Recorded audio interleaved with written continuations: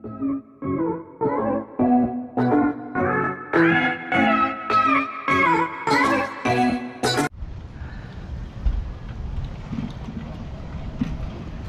kanina nga pala hanggang tanghali na lang kami dun sa ginagawa namin. Bali kapag nakapag-flooring na kasi kami dun sa may fence area, hindi na kami pwedeng umapak dun. Bali ang balik na lang namin dun is Monday.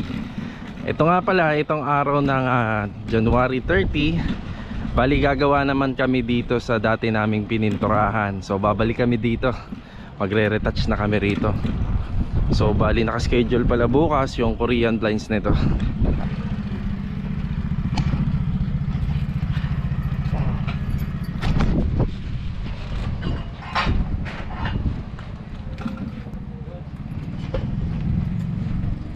Yan, balik kami po rito. Ito. Yan, meron na siyang screen door, nakakabit na po. Bali yung Korean blinds nga pala nito, naka-schedule bukas Sunday.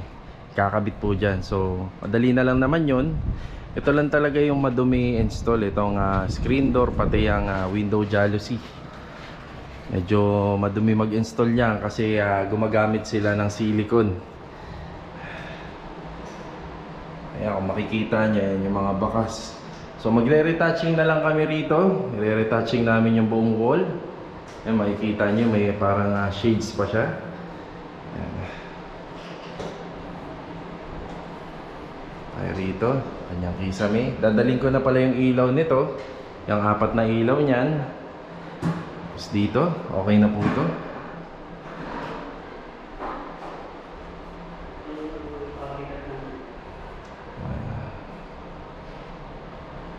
Ito yung kanyang kwarto.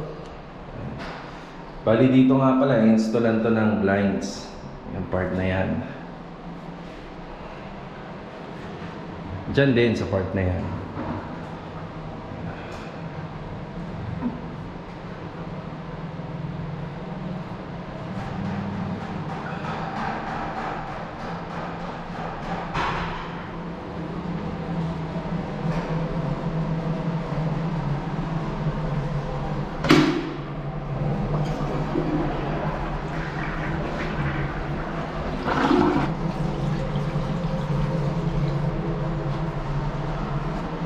Tapos ito, ikakabit na lang namin yung ilaw dyan.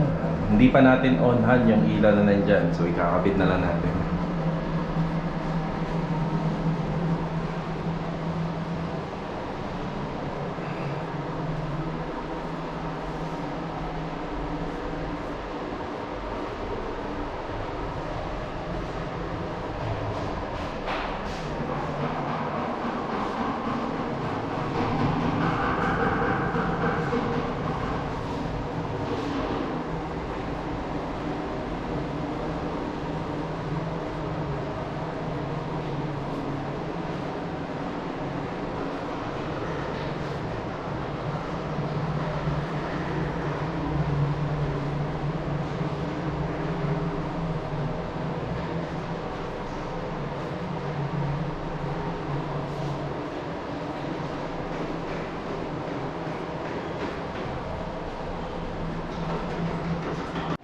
Bali ang update dito, so pagugulungan namin lahat ng walls. Ayan, lahat ng walls pagugulungan namin. Yan yung final na retouching ngayong January 30. Yan, January 30. Yan po. Nag-uumpisa na si JR dito. Yan na po yun. Hanggang sa buong wall po to, paikot hanggang back area. Tapos dito inuumpisa na ni Ogie palitan ng mga ilaw. Yan. So tayo bibilin lang natin yung ilaw dun sa may toilet area. Opya. Tapos dito si Master Jojo, yan, nagre-retouch na lang dito. May turnover namin to siguro final is Tuesday or Wednesday kasi yung amoy ng pintura para mawala na din. Sakaling lilipat sila, okay na. So tara, bili muna tayo ng ilaw. Yun, bali kakagaling lang natin dito sa All Homes. So dito na pala ako bumili ng ilaw. Ito. So doon na natin na ipapakita kapag naka-install na. Shoutout nga pala kay Sir Vincent na nagtatrabaho rito sa Olongs, na isa sa mga kumuha ng bahay dito sa Lumina Phase 6. Ganda no, kasi napakalapit ng Lumina rito sa may All Homes. Tapos dito ka nagtatrabaho, di ba? Napaka-convenient. So yun, good luck sa iyo Sir Vincent. Sana may pagpatuloy mo yung bahay na kinuha niyo. So kanina nga pala nag-inquire siya sa akin. So nagtanong siya at nag-canvas. So again, shoutout ulit Sir Vincent and God bless. Bali, isama ko lang po sa video. Meron nga po pala kaming ginawa no ng window grills. So magkadikit na bahay yon dito banda sa may dulo ng phase 2. Bali po, ongoing na pong ginagawa yung unit niya. So meron kasi tayong spare ng susi doon. Kasi nagpalagay din siya ng kanyang mga double lock sa main door. Bali, ang gagawin po natin, ibabalik po natin yung susi doon sa gumagawa. Napaka-confidential po humawak ng mga susi ng bahay. Kaya kailangan po natin maibalik yung susi ng double lock para wala po tayong access dito po sa kanyang unit. Ayan, shoutout po sa inyo Ma'am Chen. Ito nga, nandito na tayo sa unit nyo. Sir, good afternoon. Ay, di mo ba nangangagat to, sir? Meron kasi akong access na susi. Ibabalik ko lang dito sa unit. Sige po. Ayan po. Salamat. Ayan. Sir, paano nakala? Salamat. Okay na po yan. Yan yung sa double lock. Oo. Sige po. Thank you, thank you.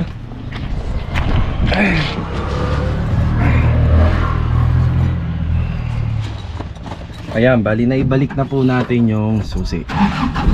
So, let's go.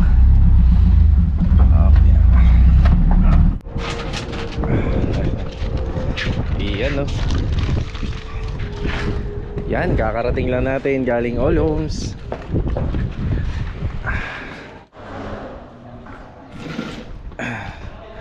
So tuloy-tuloy lang po yung aming pagre-retouching dito ng mga pintura.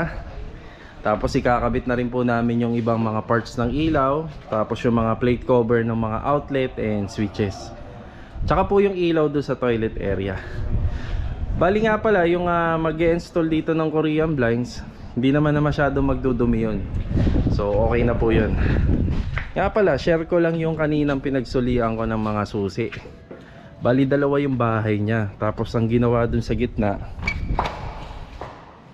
bali ang ginawa po sa gitna, tinibag. So meron na kasing ibang gumagawa doon, nahihiya naman akong videohan sana. Okay din yung ganun setup. So tinibag nila yung sa gitna. Marami na pong gumawa dito niyan, pero yung actual sana gusto kong maipakita sa inyo. Kaso nga lang, ang napansin ko doon, yung isang pintuan, yun dyan, yung part na pinto dyan, kinubera na po, ginawa na pong pader. So tinanggal na nila to, tas kinubera nilang pader. Yan. Para sa akin kasi, maganda kasi meron ka pa ring access doon sa kabila. Kasi minsan yung mga gumagawa ng ganong klaseng setup, dapat may corner lot. Maganda yung doon sa napuntahan ko kanina kasi may corner lot. Kapag nagpa-extension sila, pwede nilang butasan. Pero pag nandito ka sa inner unit, dapat wag nyong pagagawa yung ipapablock nyo to. Itong isang pintuan. Kasi yun ang pwede mo maging access. No, kapag lalabas ka, pwede ka lumabas dun sa kabila. So doon pwede naman, okay yung ginawa doon. Yun nga lang, hindi ko alam kung pwedeng ma-violate niya yung guidelines. No, yun lang. So again, shoutout sa inyo Ma'am Chen. Maraming salamat dun sa opportunity dati na pinagkatiwala niyo. God bless po sa inyo.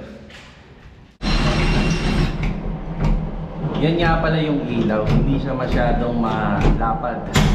So nilagay lang namin dyan, hindi ganun kalaki kasi meron na po kasi nga exhaust fan. Ganyan po. So pero yung liwanag niya, maliwanag pa rin. So nga pala, dito naman po si JR. Yan na po yung pinaka-final coating. Nga pala, kung bibilangin natin kung ilan pagulong lahat to, kung mapapanood nyo naman doon sa video, ito yung pang-apat na coats or yung pang-apat na mano. Yan na po yung final color ng pinaka off-white nya. Ito na po yun. Tapos naikabit na nga pala namin yung apat na ilaw. Yan po isa warm light. Warm light lang po yung kulay nya. Dito. Nakakabit na po yung ilaw. Ayan o. Ganda na ng kanyang toilet area. Yun.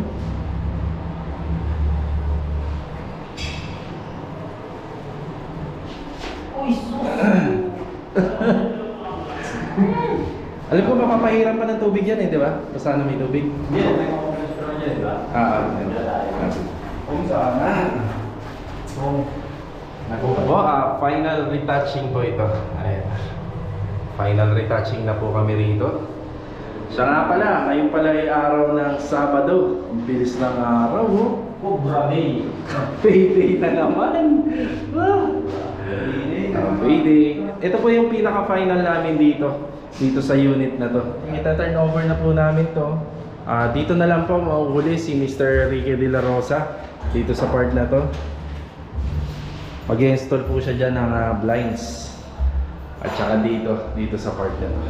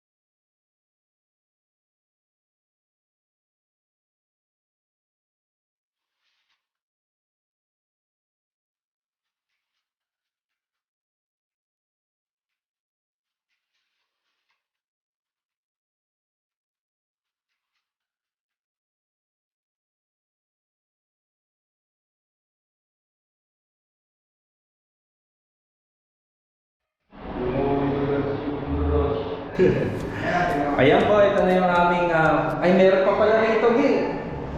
Yung sa kondisa. Ayun, sinabitan mo kanina. Yung sabitan. So bali, ito na nga pala yung aming final retouching. Ayan. Ngayong araw na to isa January 30.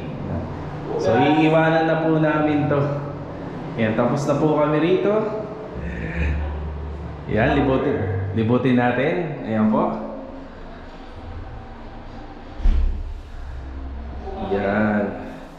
Plate cover na lang nito ang intindihin ko bukas. Yan naman na lang. Pero lahat meron na. Ito sa kanyang sala.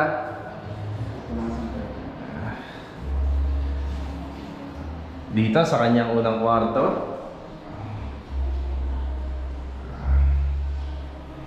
Yan.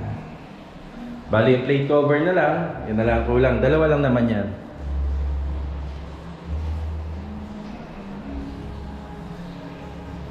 So yan dito. Tsaka rito sa kanyang fence. Iyan. Iyon, no. Tapos dito banda, kinukot-kot na lang ni Master Jojo to. Yung tiles dito. Yan, okay na po to. Yun, no, bali kakauwi lang nila. Maraming salamat sa tropang Wasalak. Okay na kami dun sa unit na yon. So bali, turnover na lang namin yon. Baka by Tuesday. Good morning, ngayon pala ay Sunday, January 31. So nag-text na sa akin si Sir Ricky. Siya po yung magkakabit ng mga Korean blinds. Hinihintay ko na lang po siya para ma-install na po namin. Bali, habang hinihintay nga pala natin yung magkakabit ng Korean blinds, meron lang akong nice na idagdag dito sa video. So marami akong nababasa dun sa comment yung regarding sa loft bed dito sa Irene Row House. Ito, bibigyan ko po kayo ng isang idea. Diyan po sa part na yan ay 240 cm na lang yan. Floor to ceiling. Possible yun maging 238 na lang kasi syempre may dry pack, may tiles, no, aangat ng konti.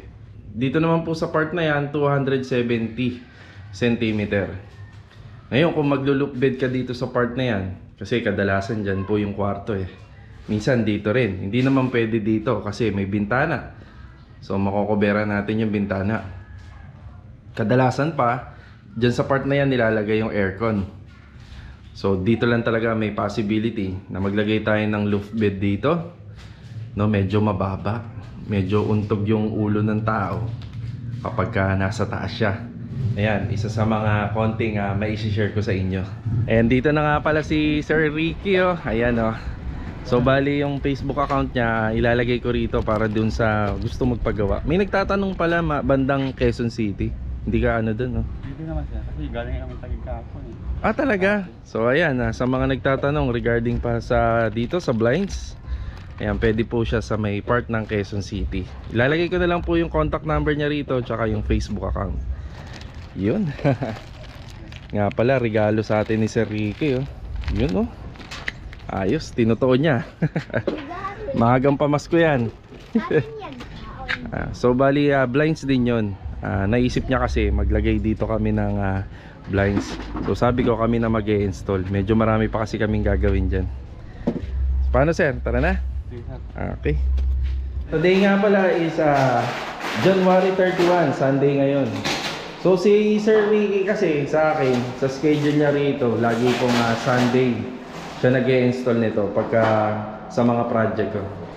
So bali umpisahan niya na po, i-install niya na. Ito nga pala yung Korean blinds. Yan. Meron nga palang pinadagdag dito yung may-ari. Gusto nilang palagyan ng baseboard to. Kung kahoy ang gagamitin, ito yung sample. Yan, yung sample na may level bar na dala si Sir. Ayan, oh. Makikita nyo ang laki ng spacing, laki ng gap niya, yung allowance. So dikit na po yan, level bar. So pwede sana yun dito kasi itong Hardiplex pantay naman kasi talaga yan. Pero yung mga wall medyo mahirap. Ang mangyayari kasi kadalasan liquid nail lang yung pinandidikit doon. Kapag pinersa naman natin, tinox natin, in-screw natin, maaaring bumigay yung kornisa o yung baseboard na kahoy. So parang ganito po yun. Parang ganyan po yung gagamitin dito. So napagkasunduan namin ng may-ari, gusto daw niya kung ano po yung ginamit namin na kulay dyan, using paintbrush na lang. So itong buong sala na to, 2 kwarto, pati itong kanyang back extension area, balak namin lagyan. Bali siguro si Ogie ang gagawa, tapos si Master Jojo babakapan niya na lang. So medyo matrabaho kasi yung makutkot.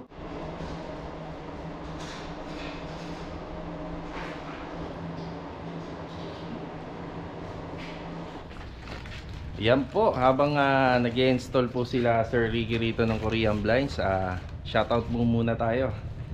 Bali, shoutout po kay Ma'am Michelle Espinilla, Ami Austria, Rafi Rustia, Reynalyn Resurrection from Magalang, Pampanga, It's Braille, Leticia Maninding and kids from Bella Vista Gentry, kay Miss Laichi from La Union, Divine Grace Tobia from Taiwan, the Heart of Asia, Jasmine Acer from Hong Kong, Adsi TV, Dax Mix TV, and Raul Fernandez. And shoutout po sa inyong lahat at maraming salamat po sa pagsubaybay.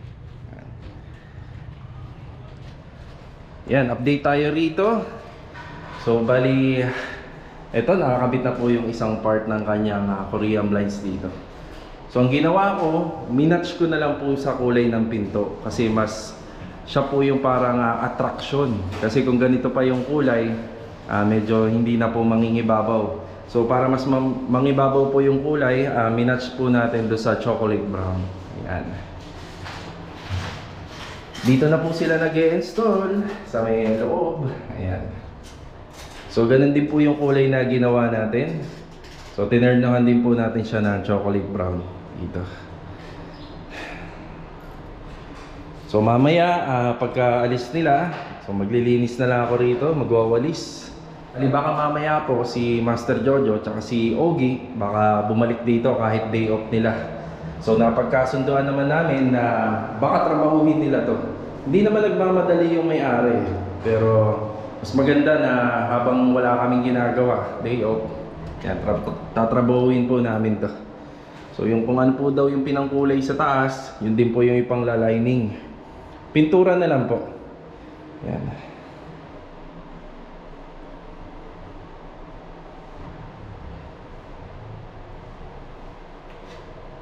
Ayan, bali nakakabit na po pala yung dalawang Korean blinds natin. Ayan po siya. Oh. So yan, hanggang dito na lang po yan, yung installation. Tapos yung ipapagawa na lang po niya. Yan na lang po yun. So uwi muna tayo. Let's go. Yes sir, sa susunod dali. Thank you. Kanina nga pala, meron tayong bisita rito. Dumayo pa rito sa Tansa, taga Bacoor. Shoutout nga pala sa iyo, Sir Erwin Dayot. Ayan, maraming salamat po sa inyong pagbisita dito sa Lumina.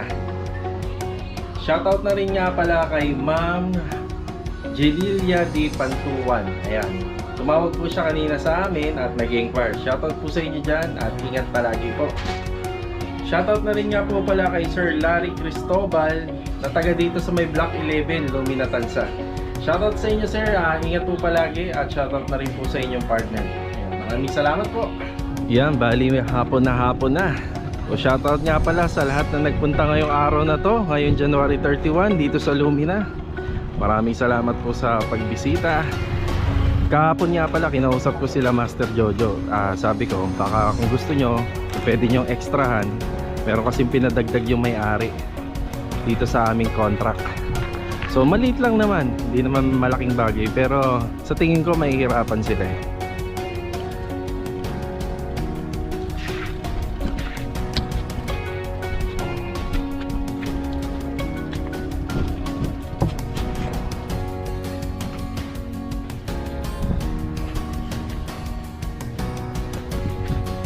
Yan, bali dito na tayo. Araw nga pala ng linggo ngayon, dapat day off namin. Yan, bali ito yung update dito.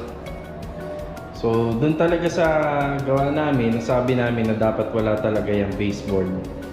So nagpadagdag yung may-ari, nag-request siya. Yan, nagpalagay po siya ng baseboard. Yung kulay po dun sa ginamit sa kornisa, yan po yung gagamitin dito.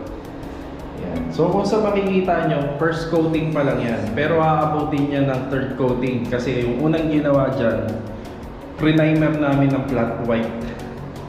Hindi po kasi namin pwedeng i-direkta yung ginamit na pangkulay dyan dun sa dito po sa wall. Kasi itong ginamit na pintura dyan semi-gloss. Hindi po sila magmamatch kagad. So hindi kagad po magiging makatawan yung kulay. Ito, kagaya nito. Makikita nyo, kaya ahaguran pa yan pag natuyo. Kaya sabi namin kanina na medyo may hirapan. So yung ginamit na nga lang pala rito, paintbrush. So, paintbrush na lang po ito. Yan. Meron pala nag-request sa amin na makita yung kabuuan ng toilet area. So ito po yung kabuuan ng toilet area. Ayan po.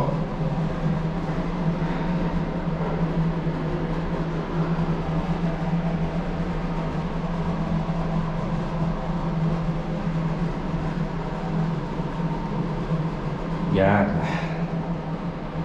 Okay.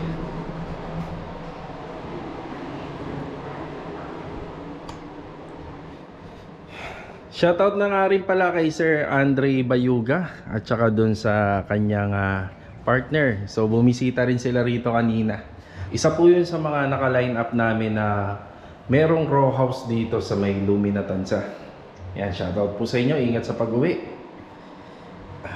So time check, 3:30 na po ng hapon. Ayan. Dumating nga pala sila rito 1 o'clock. Yun nga lang, hindi ho kasi manok ko.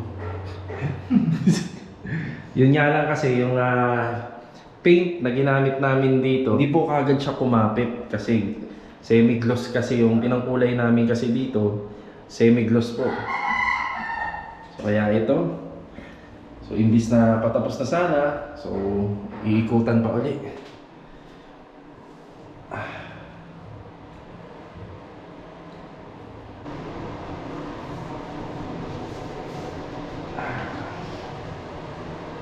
Yan pala yung pinahabol ng may-ari. Bali yan yung pinadagdag niya. So, yun nga lang, na-finish na namin yung wall. Lahat ng wall nito. So, ibig sabihin, lahat ng ipapahid mo na susunod na may kulay dito, mahihirapan pong kumapit. Kaya kung makikita nyo, yung first coating niya, hindi makatawan. Pero bago namin ginawa yan, ang gagawin pala natin dyan is ipa-primer nyo uli. So simula rito kaninang 1 hanggang 4 PM na po ngayon, hindi pa namin siya natatapos. Ayan. So after nyo po ma-primer yung semi-gloss, so ang ginawa lang pala kasi nila dyan, after nila magguhitan, yung nagguhitan nila na yon, yun po yung pre-primer nila, yung flat latex. Nung natuyo yun, yan, kumapit na po ng gusto yung ating finishing color. So singkulay po ng ginamit dyan. Yan, tingnan natin dito.